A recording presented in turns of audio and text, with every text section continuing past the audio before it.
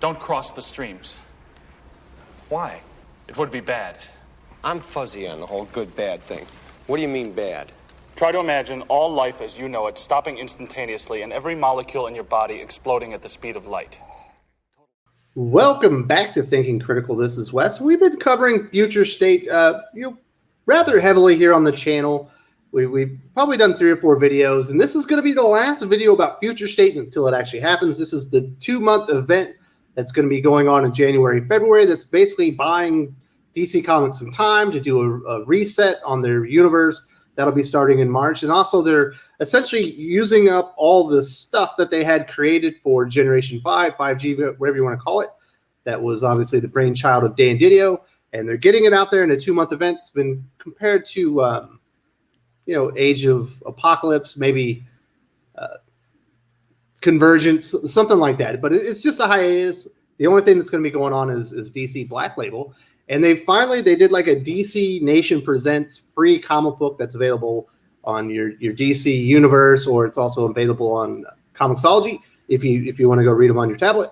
So I read it, and my good friend Dylan for the Real Comic Book Gamer read it, and we're just going to give you our overall thoughts and what we're excited about. How you doing, Dylan? I'm doing good, man. Excited to talk about DC Future State. All right, so generally speaking, coming into this, are you excited about this, or is it just a title here or there? Just basically like a title here or there. I already did my my pre-orders for it, and I had like 2 titles, and that was it. So I'm not too excited about this event, but hopefully it's better than it looks. So you're going light. Yes, very light. And basically all the other books are going to be word of mouth for me. If I hear good things about them, I'll pick them up, assuming there's copies available. But otherwise, I'm not going all in, like adding a bunch to my pull. Absolutely. So I do want to say this before we get into all the details of what we know about Future State now. If you haven't subscribed to the channel, subscribe, hit the bell for notifications. Give us a thumbs up if you enjoyed this preview video. Give us a thumbs down if you don't. Either way, we want to know your thoughts about DC Future State in the comment section. Is any of this information going to change your mind? What are you looking forward to? Are you giving it a big pass? Are you actually going to come back in March? Or is this going to be your jumping off point for DC for good? I've kind of heard that quite a bit here and there. Now, getting into it, they do establish a timeline within this free comic book. It starts from 2025, so 5 years in the future. It ends at the end of time. Now, there are some clumps like this. 2025, that is obviously where all the next Batman is going on. This is where the Magistrate is essentially taking over Gotham, and I believe it's Mayor Nakano, which we just met in Detective Comics. They're building towards this actively within Detective Comics, and I think right here, that's where we have all the kind of Superman and Metropolis, Superman War Worlds, and we kind of have some other stuff. Was there anything that you felt interested about this timeline? And also, it does mention specifically in that preview that this is all important because it all happens, which is kind of different than what I've been told by some of my DC contacts, and specifically what James Tynion has actually said in his newsletter, that this is stuff that could happen. Yeah, that's what I heard as well. Like leading into this event, I heard this is all just like what ifs, like maybe we'll see if any of this sticks. None of it was for certain this is going to happen. And then I guess with this preview, it's revealed that this is going to happen. So that's a big change of pace and definitely changes the way you're going to look at these books compared to if this was just a bunch of what ifs, maybe it'll happen. So what do you think about them actively moving towards Future State after this in the pages of DC Comics? Do you think that's a mistake, or is it something you think could be pretty cool? I'm not the biggest fan of it, but it's a little too early to tell because we don't know how any of this is going to play out.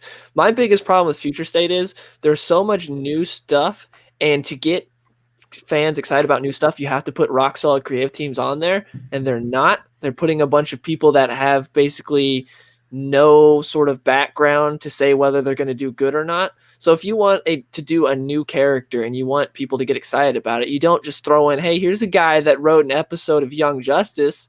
It's like, yeah, that's not going to get me excited to read a new character. One, I don't know who the character is. I don't have anything. I have no reason to care about the character. And then 2, the creative team's not solid, so I have no clue if it's actually going to be good or not. So there's really no reason for me to spend money on this. You got to do one or the other. You got to give them at least like the fan favorite character that they want. with a new creative team, so that way they'll be willing to take a chance because at least it's their favorite character. Or you gotta do, here's a new character with a rock solid creative team, so it's like, okay, I know no matter what I can trust this creative team because they've done so good in the past. But you have none of that. You have like, there's 2 writers on here that I really trust, and that's Joshua Williamson and Philip Kennedy Johnson. Aside from that, none of these writers are anyone's that I'm like, oh, I know what they're gonna do is gonna be good. It's kind of just, who knows? We'll see. I'm with you. Those are my 2 writers, and the third one for me is Ram V.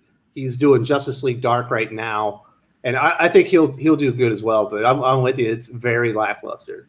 Yeah, for such a big teams. Well, this is the weird thing is I've been told that the folks at DC are wondering why I'm covering it because it's not supposed to be a big event, and that's why I was confused where it's saying this all happens. Like they think this is, just some fun stuff that happens before the real DC event kicks off in March.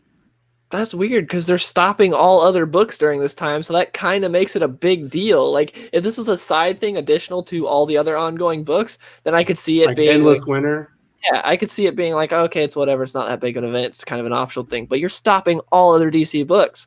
Like during this time, because I have a quite a few DC books on my pull. During this time, I have there's going to be 2 books that I'm getting. That's it. There's nothing else. This is essentially the brand. Yeah. Outside of DC Black Label. Yeah, if you walk into a comic shop during this time period and look at the wall of new comics, it's going to be all this. So, this is kind of a big deal. I don't get why they see it as some small thing when you're stopping all of their books during this time. I'm with you. So, let's get on to some of the families. The first one we'll talk about is the Bat family. Obviously, this is the biggest one. We've got the next Batman. We saw in his new costume, his face is fully covered up because there's identification technology throughout the city. We see Bruce Wayne Batman is on the bottom left. He's like a no frills back to basics Batman because he no longer has access to his technology. So he's like an analog Batman in a digital world is the way I kind of saw it. Nightwing sounded fine, but I will say this, as far as the Batgirls, Orphan and Spoiler, they look way too much alike as far as their costumes go. Yeah, they literally just look like they switched the colors up. Their costumes look so similar. That's going to be difficult to kind of figure them out. Now, as far as the next Batman, I just read the other history of the DC Universe. John Ridley is the writer. He's the writer on the next Batman, and that has absolutely convinced me that I'm not reading this comic. I don't know if this is one of the ones you're interested in. The premise sounds interesting, but it's another thing where I didn't add it to my poll because I have no clue who the guy is that's writing it. So I have no clue if he's going to do good. The premise is like, oh, that sounds kind of interesting, but not interesting enough for me to put my money down because I have no clue the quality that this writer is. So if I hear it's good, I'll pick it up. But otherwise, I have no interest in picking it up. It's interesting about, it's the magistrate is like a privatized police force, and they're basically ridding the city of capes. Harley Quinn's going to play into that, but Nightwing's still going to be there. The new Batman. They think Bruce Wayne's dead, but he's kind of more on the run. But it doesn't really feel new. There's been plenty of times when a villain got a hold of Batman's technology and took over the city. We just saw it in Joker War. We've seen it in City Bane. I believe we saw it all the way back in the late 80s. So it's kind of like they're playing the same story over and over and over again. Yeah. And we just got it in, the Black Label book from Snyder. We got that as well, where Gotham was taken over by... Last Night on Earth. Yeah. We got that exact same thing in Last Night on Earth, so it's not exactly original, but that's how a lot of Batman stories have gone recently. It seems like they just keep repeating, don't really know what to do.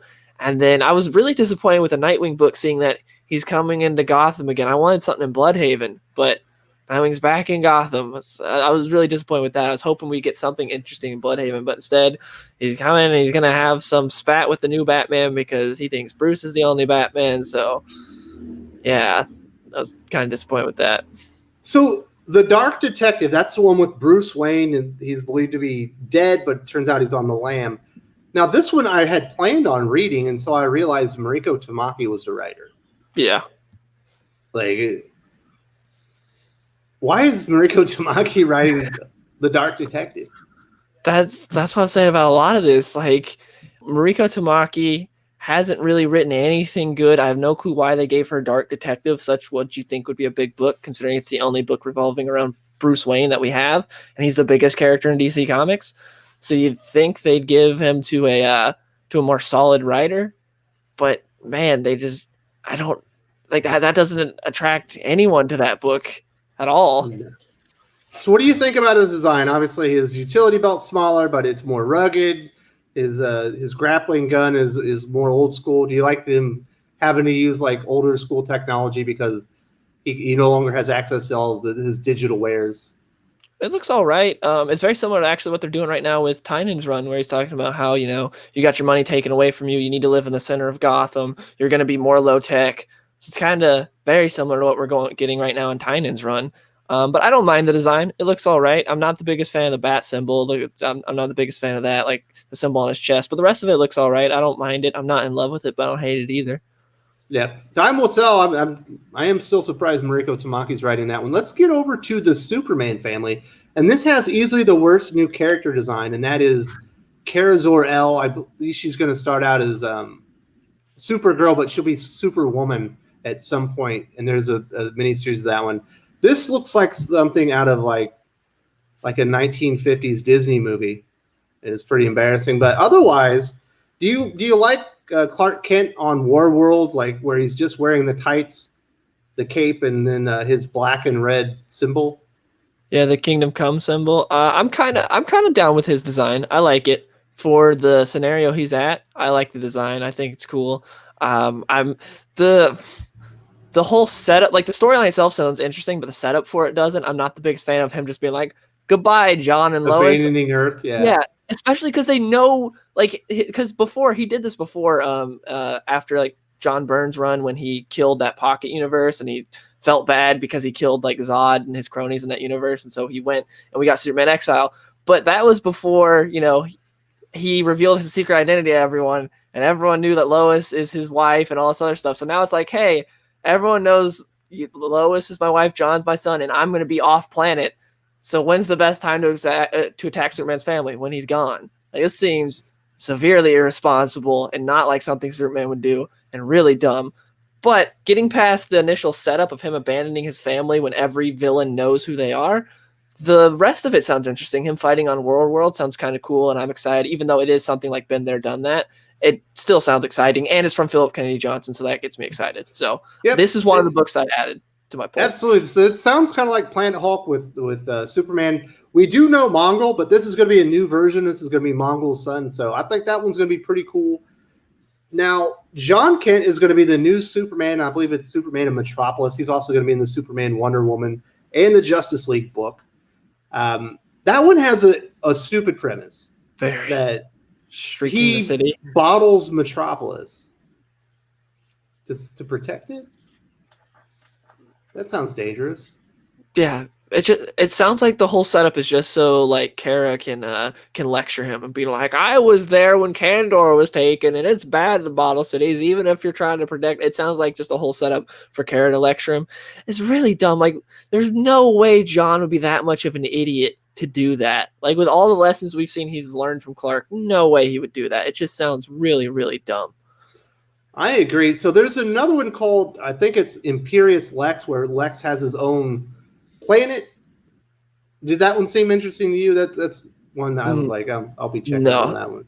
They're bringing back Lexor, which is like something from the Silver Age, where he has his own planet. But the description, everything seems like one of those like super quirky books. Like, this is funny because everything's quirky and dumb and silly. And it's like, I don't care.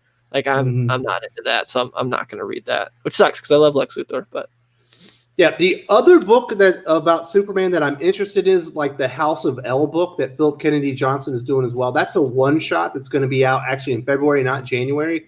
And I guess you're going to see like the lineage of Superman go out in time. And that one sounded pretty cool. I'm actually I'm checking that one out. Yeah, I agree. That one sounds interesting. The two Philip Kennedy Johnson books are like the only Superman books that actually sound interesting. And he's talking about how he got to create a bunch of new Kryptonians, and he's real excited for that. So I'll check that one out. But yeah, Superwoman I have no interest in. And then the John Kent Superman book, just the premise sounds terrible. And the creative team, I don't really even know who they are. So I'm not going to check either of those out. So moving on to the Wonder Woman books, obviously Yara Flor, the new Wonder Woman, that is going to be teaming up with John Kent. is like the big breakout character. At least that's what they're kind of expecting. She's getting her own spinoff Wonder Girl comic series starting in March. She's also in production is her own CW show in the Arrowverse, starring Yara for the new Brazilian Wonder Woman. I'm going to read this one just because the character design's great. I don't think Joelle Jones is the greatest writer, but she is a talented artist. Do you have any thoughts on Yara for? I mean, it looks interesting. I'm probably not going to pick it up unless I hear good things about it. But this is another one of those word of mouth books that, like, if I hear good things about it, I pick it up. But otherwise, I have no interest in it. The premise sounds kind of interesting. They're talking about how she's already Wonder Woman. Like, we're not gonna, at least initially, we're not gonna see the origin. It's just she's already Wonder Woman. She's gonna go help like another Amazonian that was captured or whatever. So it seems all right, but definitely not something that I'm super interested in off the bat. Pretty good character design, though, right? Yeah, Am I right? Yeah, she looks good. Yeah, definitely. Yeah, she looks great. So the other one is like the Immortal Wonder Woman, and obviously there's some interesting things about Wonder Woman's getup here. She's got a Green Lantern ring. She's also wearing Batman's utility belt, and she's got a gray streak in her hair. This is going to be like at the end of time. Does that one interest you? Because I don't really care. Like, the design looks cool, but I don't really care that much. It's another book where it's like, it's whatever. If it's good, I'll pick it up if I hear good things. Otherwise, I'm not. I don't really care. Yeah, the other big character is going to be Nubia. She's going to be like leading like an Amazonian. No, she's going to Hades to free an Amazonian that's been captured. We'll see. That one's a backup story. She doesn't even get her own series. I believe she's the backup story in the Immortal Wonder Woman, but I might be incorrect on that one. So we'll see if that ends up being a breakout character as well. Is there any other characters or things that you're interested in as far as Future State? You know, we still know that there's a Teen Titans, a Suicide Squad, a Justice League. I'm going to read the Justice League because it does have Joshua Williamson as the writer, and the backup story is Justice League Dark with Ram V, who I also like. And then I'm going to be reading Swamp Thing. I guess Swamp Thing is going to be like the rule of the earth, and I believe Ram V is the writer of that one as well. Yeah, the two books that I added were the Superman War World and Justice League from Joshua Williamson, because those are the only two books that have two writers that I know are pretty solid. There's Josh Williamson and Philip Kennedy Johnson. So those are the only two that I added. Teen Titans looks interesting because we're getting a reunion of the original Teen Titans, the original new Teen Titans cast. But it's again like it's Tim Sheridan who's writing it, who's a guy that like worked on some of the cartoons, and that's like it. So I have no clue if it's gonna be good or not. But the premise sounded interesting of them coming back together. So I'm happy that we're getting a reunion of the Titans, but I don't know if I'm gonna check it out or not, because it's another book that I'm gonna wait and see. Yeah, so I'm picking up Swamp Thing, Wonder Woman, the Justice League, and Superman War of the Worlds. The other 2 or 3 books that I'm interested in this Nightwing. I don't know who the writer is, so that doesn't automatically turn me off like the Dark Detective book and some of the other ones. Nicholas Scott's preview art on it actually looks pretty good for Nightwing. The Green Lanterns, that's my favorite team in DC Comics. Don't know too much about the creators here, but that's one that I might check out. And then the Robin Eternal. I like Eddie Barrow's art a lot. Yeah, I think that one might be pretty good. It's like a heist book or a heist comic or something. So, yeah, Mark Russell's on Imperious Lex. Yeah. I don't read this guy. And the whole premise and everything just sound like it's gonna be like a Harley Quinn type book. You know, it's just like, look how quirky and weird everything is. Isn't this funny? So it's gonna be. Well, it says that he finally has his planet and everyone loves him like they love Superman on Earth, but everyone on the planet doesn't know how everyone else in the galaxy feels about Lex, like because they're fed fake news or something like that. Yeah, I was like, this sounds like it's. Well, there was prior to this preview, there was another thing where they talked about the Imperious Lex story, and they were talking about how basically it's all going to be a big joke. Like the whole storyline was basically supposed to be a whole funny thing, and I was like, Mark Russell did Snagglepuss. Maybe he'll treat Lex with as much care and respect. Yeah. Yeah, we'll see about that. So we definitely want to hear from the viewers. Which one of these comics are you guys excited for? Which one of the storylines that they presented has the hook that's got you in there? What creators are you really excited for? Some of these, we don't know a lot of these writers and artists, but are you really excited by any of them? I'd like to hear from you guys as well. Obviously, Dylan, I appreciate you coming in here talking about the DC Nation Presents Future State free preview. If you haven't watched it or seen it yourself, it is available for free on Comixology, also available for free in the DC Universe app. Is there anything else you need to say, Dylan, before we kind of wrap this up? Not really. Just I think it seems like the Superman War of the Worlds is like the number one, at least consensus from what I'm seeing and from what just talking to you about it. I think that's the one that most people are excited for, which is cool to see that people are excited about Superman for once, considering we've had Bendis forever and no one's been excited for Superman. So now with this event, as much as the initial premise sounds a little stupid, at least there's a Superman book to get excited about. So I'm happy about that at least. Absolutely. All right, Dylan. Well, I will talk to you later. It was good talking to you. All right. See you later, man.